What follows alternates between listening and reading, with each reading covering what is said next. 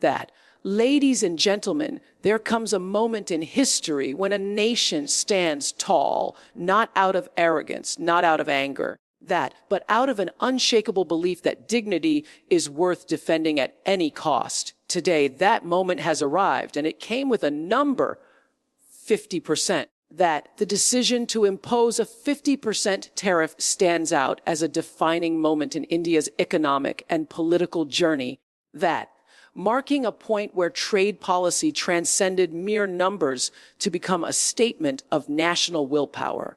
In the realm of international trade, that percentages often blend into the background of complex negotiations and economic jargon, but this figure has carved its own place in history because of the message it carries, that it is not simply about making imports more expensive or balancing trade deficits. It is about sending a clear, that unmistakable signal to the world that India will not be dictated to and that every action taken against it will be met with a proportionate and powerful response, that this move captures the essence of standing one's ground in a world where economic leverage often defines political relationships. That by introducing such a decisive tariff, India is not just participating in global trade, it is shaping its own terms of engagement. That the historical significance lies in the context as much as in the action itself. That the 50% tariff came at a time when powerful nations believed they could unilaterally impose their will, that expecting smaller or emerging economies to quietly adjust. Instead, India demonstrated that size, market potential, and self-confidence can combine to challenge even the most dominant powers. This decision will be remembered as an assertion of sovereignty, a reminder that in the global marketplace, respect must be mutual. It also reflects a shift in India's strategic posture, where economic tools are used not only to generate revenue, but also to defend national interests and project strength. In decades to come, that historians and analysts may point to this moment as a turning point when India's economic policy took on a distinctly assertive character, where tariffs became more than financial instruments and evolved into diplomatic statements, the sheer boldness of matching or exceeding the terms set by another major power signals to other nations that India is fully prepared to engage in economic confrontation if pushed, yet willing to operate within the principles of fairness when treated with respect, it is the historical blend of economics and statcraft that gives this tariff its weight. While critics may debate its short-term economic impact, its long-term place in the narrative of India's rise is undeniable. It symbolizes a refusal to play the role of a passive participant in a global order shaped by others, and instead choosing to act as an architect of its own destiny. The 50% tariff embodies the courage to take risks, the foresight to recognize the importance of perception in power politics, and the determination to defend national dignity with tools that are both legal and impactful, it resonates beyond the realm of trade experts and economists, striking a chord with ordinary citizens who see it as a tangible demonstration of leadership that will not compromise under pressure, reinforcing the idea that India's path forward will be defined by decisions rooted in strength and self-respect. That India refuses to bow down is more than a political slogan. It is the embodiment of a national mindset shaped by centuries of challenges, struggles, and victories. Throughout its history, India has faced powerful empires, economic exploitation, and geopolitical pressures yet it has always found ways to preserve its identity, sovereignty, and cultural pride. In today's interconnected world, where economic policies often intertwine with political influence, this refusal to submit takes on new meaning.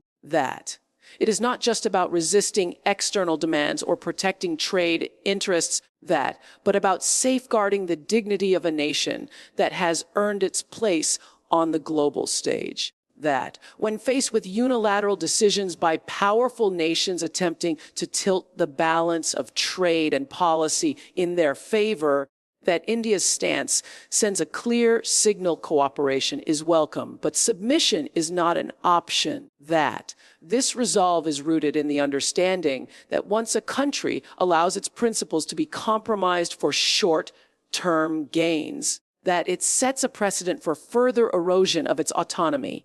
By holding firm that India communicates that negotiations must be based on mutual respect and equality, not on intimidation or one-sided terms. That this determination reflects the confidence of a nation whose growing economy, strategic influence, and democratic values make it an indispensable player in global affairs. That refusing to bow down does not mean closing doors to diplomacy or economic engagement. Rather, it means engaging from a position of strength. That where dialogue is possible but dignity is non-negotiable, the symbolism of this stance resonates deeply with its citizens, that reinforcing a sense of unity and shared pride in the nation's leadership. That it is also a reminder to other countries that India's patience should never be mistaken for weakness, and its willingness to work together should never be seen as an invitation to exploit. That this approach requires a delicate balance between firmness and openness, between asserting power and maintaining constructive relationships. Yet India has shown that such a balance is not only possible, but necessary. The refusal to bow down also strengthens domestic confidence, that inspiring industries, entrepreneurs, and citizens to align with a vision of self-reliance and resilience in the face of challenges, that whether they come in the form of economic pressure, political disagreements, or global competition, the country's unwavering position acts as both shield and sword, shielding its interests and values while asserting its capability to shape its own future. That this unyielding attitude becomes a cornerstone of foreign policy, one that reminds the world that India is not a passive participant, but an active shaper of the global order. By refusing to bow down, India affirms its right to chart its own path, make its own decisions, and stand shoulder to shoulder with the most influential powers without compromising the essence of who it is and what it represents. Reciprocity, not revenge, reflects a philosophy of action that is grounded in fairness, balance, and strategic thinking rather than emotion-driven retaliation. That in international relations, it is easy for countries to fall into the trap of letting pride dictate policy, turning disagreements into prolonged conflicts fueled by anger. However, reciprocity operates on a higher plane, one where responses are measured, proportional, and designed to communicate a clear message: we will treat you as you treat us. When India responds to another nation's trade decisions or political maneuvers with matching measures, that it is not seeking to escalate tensions, but to establish an equal footing. This approach reinforces the principle that respect in global affairs is built on mutual treatment, not on unilateral advantage. It shows that India is neither passive nor aggressive without cause. It is responsive. By framing actions as reciprocal rather than vengeful, the country positions itself as a mature, responsible player in the international community, one that understands the difference between defending its interests and acting out of spite. Revenge often clouds judgment, leading to decisions that may harm long-term relationships and stability. Reciprocity, on the other hand, is rooted in logic, ensuring that every action serves a strategic purpose rather than simply satisfying an emotional impulse. It maintains the possibility of future cooperation because it is not intended to humiliate or punish that, but to remind the other side that actions have consequences. That this balance of firmness and fairness is critical in preserving credibility and influence. It tells the world that India will not be exploited, that yet it also leaves the door open for negotiation and resolution. That the strength of reciprocity lies in its ability to command respect without burning bridges. That it ensures that India's actions are always defensible in both domestic and international forums, that as they can be justified as a measured response rather than an act of hostility. This approach also resonates with citizens that who see it as a sign of leadership that is strong but not reckless, protective but not confrontational beyond necessity. That reciprocity sends a signal to allies and rivals alike that India's decisions are deliberate, calculated, and rooted in principle. That it transforms what could be perceived as conflict into a lesson in balance and justice, showing that power is best exercised with discipline. That in the long run, such a stance strengthens India's reputation as a nation that can be trusted to act with integrity, even when under pressure. That it sets a precedent that interactions with India will always be based on equality and respect, not coercion or dominance. That by embodying reciprocity rather than revenge, India ensures that its actions today do not close doors for tomorrow. That maintaining its position as a strong yet constructive force in the global arena. Economic action with national pride represents the merging of financial strategy with the deeper values of sovereignty, dignity, and self-respect. That in a globalized world, economic policies are often seen purely through the lens of profit, trade balances, and market dynamics. But when these actions are tied to the pride of a nation, they take on a greater meaning. They become symbols of resilience and determination, that demonstrating that a country's decisions are not just about numbers on a spreadsheet, but about the message those numbers send to the world. That when India imposes tariffs, renegotiates trade agreements, or invests heavily in domestic industries, that these moves are not simply economic adjustments, they are declarations of intent. That signaling that the nation will control its own economic destiny rather than have it dictated by outside forces. That national pride in such actions transforms them from routine policy measures into moments of collective identity. That where citizens feel that their country is asserting itself on the world stage.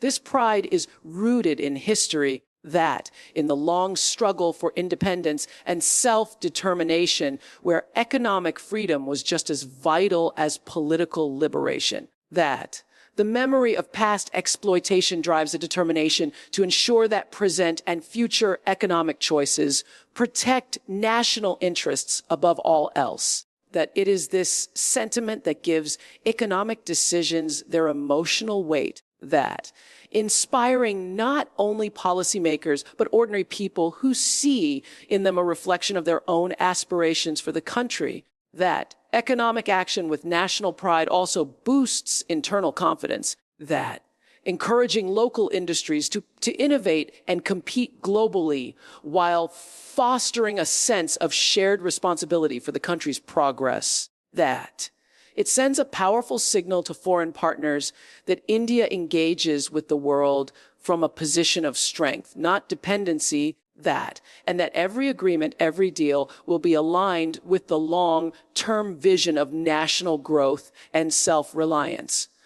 On the international stage, that such actions command respect, that as they demonstrate that India will pursue mutually beneficial relationships, but will never compromise its sovereignty for short-term economic gain. That they also act as a unifying force domestically, cutting across political, social, and regional divides. That because pride in national achievements is a sentiment that resonates with all citizens. That This fusion of economic strategy and national pride ensures that decisions are not made in isolation, but as part of a broader mission to build a nation that is prosperous, independent, and respected. That it is an approach that rejects the idea of economic vulnerability as inevitable and instead embraces the belief that a country's economic choices can strengthen its standing in the world while deepening the bond between its government and its people. That, in this way, economic action becomes more than policy. It becomes a reflection of a nation's character, its history, and its unwavering determination to shape its own future with confidence and honor. That message to future generations is about the legacy a nation chooses to leave behind, that a guiding torch that lights the path for those who will inherit its strengths, challenges, and responsibilities. That every major decision made by a country today becomes part of the story that tomorrow's citizens will read, study, and draw inspiration from. That when a nation stands firm in the face of external pressure, it sends a powerful signal to the youth that sovereignty, dignity, and self-respect are not negotiable assets, but fundamental principles worth defending at any cost. For India, each decisive action in trade, that diplomacy or security is not just about addressing the present moment, that it is about setting a precedent for how future leaders should conduct themselves in the world. That it teaches them that leadership is not about bending to the will of the powerful, but about upholding the interests of one's people, that even if it demands courage, sacrifice, or confrontation, such a message instills confidence and pride in the younger generation, that empowering them to think boldly and act with integrity. It reassures them that they are part of a lineage that values justice over convenience, that principles over expediency, and the long-term well-being of the nation over the fleeting approval of others. That by watching their country assert itself, they learn that resilience is built through action, and that global respect is earned, not gifted. That this sense of pride becomes embedded in the national consciousness, that influencing how future citizens view their role in protecting and advancing their country's interests.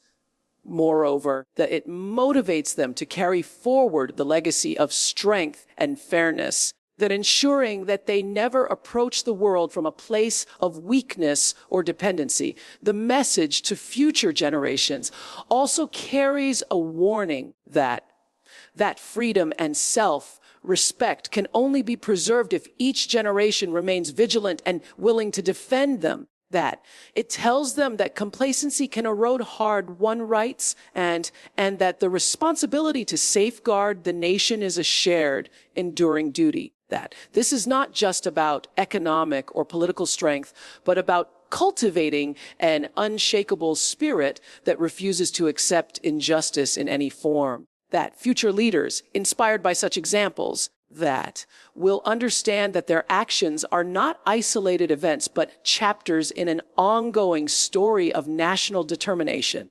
That this continuity of values ensures that India's character remains strong, regardless of shifting global alliances or changing economic landscapes. That, in essence, every bold step taken today serves as both a shield and a blueprint, protecting the present while charting a course for the future. That it engraves in the hearts of coming generations the belief that they are heirs to a proud legacy, one they are entrusted to protect, nurture, and strengthen for those yet to come, just as their predecessors did for them. That global signal of strength is the message a nation sends to the entire world when it takes decisive, confident action that cannot be ignored.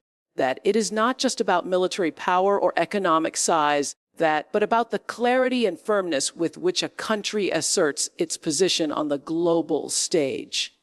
For India, that a global signal of strength means demonstrating that it is not merely a participant in international affairs, but a force that shapes them. That when a nation like India responds firmly to challenges, whether through strategic tariffs, diplomatic maneuvers, or bold policy decisions, it sends a ripple across capitals and boardrooms worldwide, making it clear that it cannot be sidelined or pressured into compliance. Such signals matter because they alter perceptions. They tell allies rivals and neutral observers alike that this is a country with both the capacity and the will to stand by its principles. Strength in this context is not reckless aggression, but calculated, strategic assertion that balances firmness with responsibility. It earns respect even from those who might disagree with the specific decision because they recognize the discipline and resolve behind it.